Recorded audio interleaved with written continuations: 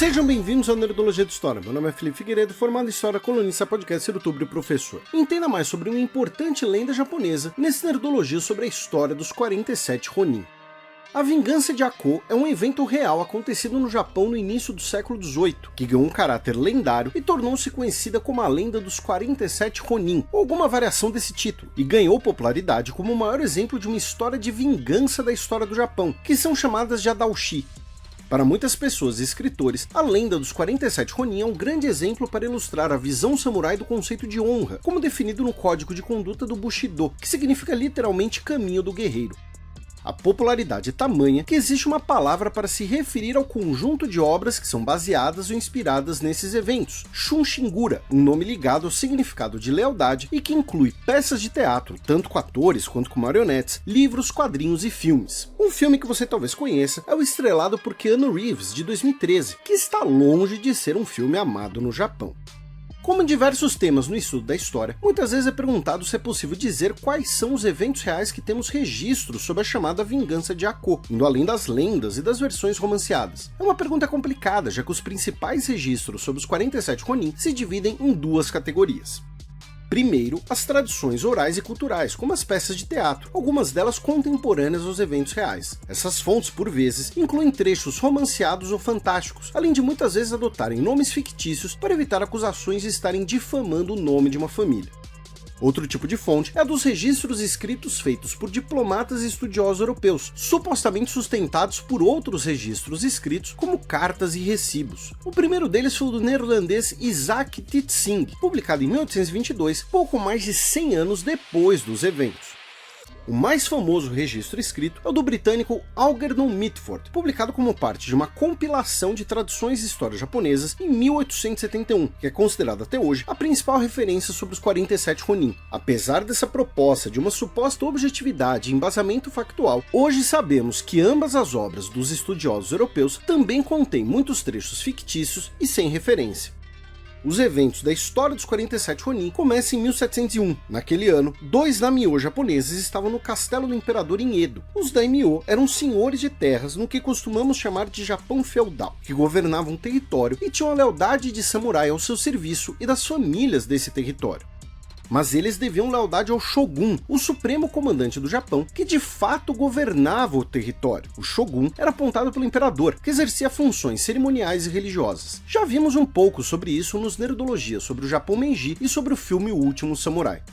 Os daimyo que citamos eram Asano Naganori, do domínio de Ako, e Kamei Koreshika, de Tsuano. Eles estavam no castelo da capital, pois, periodicamente, os daimyo tinham que prestar serviço pessoal ao Shogun. Eles receberam ordens de organizar uma recepção para o imperador, e, para poderem realizar essa tarefa, precisavam ser instruídos sobre a etiqueta da corte imperial. O instrutor seria um alto oficial da corte, chamado Kira Yoshinaka. Os 2 daimyo, entretanto, não caíram nas graças do oficial, supostamente arrogante, que desejava subornos dos dois, ou considerou impróprios os presentes oferecidos pelos daimyo, como mandava o costume. Asano de Ako teria ficado desgostoso também por não concordar com os desejos materiais do oficial, e por isso, supostamente não tratava com a deferência devida.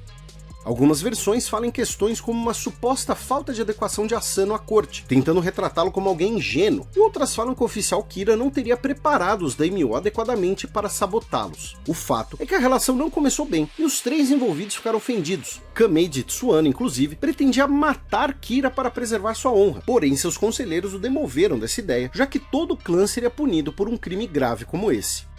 Também é possível que os conselheiros de Kamei tenham secretamente subornado Kira, apaziguando a relação. A relação entre o oficial e Asano continuou ruim, até que Kira insultou o daimyo abertamente, chamando-o de camponês ignorante. Dentro do castelo do Shogun, Asano atacou Kira com uma kaiken, um punhal, ferindo-o no rosto.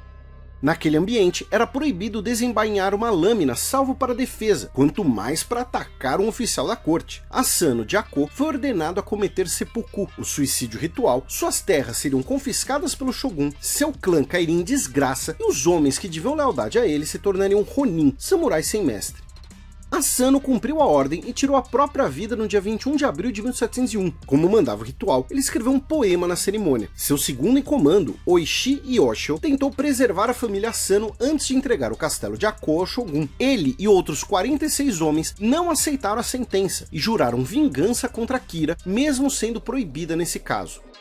Para diminuir as suspeitas contra eles, eles fingiram aceitar seu destino e tornaram-se Ronin, assumindo outros trabalhos. Oishi foi o que levou a farsa mais longe. Ele abandonou sua esposa e seus filhos depois de décadas de união e passou a se deixar ser visto nas ruas de Kyoto embriagado e frequentando lugares de má reputação. Outro Ronin se casou com a filha do arquiteto que fez a casa de Kira para conhecer o desenho da residência. Outros se disfarçaram como mercadores para contrabandear armas para Edo, o que era proibido. A farsa durou quase 2 anos, até que Kira deixou de suspeitar de uma possível vingança e passou a ser mais desleixado com sua segurança. No dia 31 de janeiro de 1703, após uma série de trocas de recados, os 47 Ronin se encontraram em Edo e iniciaram um ataque noturno contra a casa de Kira, com um grupo liderado por Oishi atacando pelo portão frontal e outro pelos fundos. Alguns dos Ronin tinham a tarefa de irem até as casas vizinhas e tranquilizar os moradores, avisando que era um ato de vingança.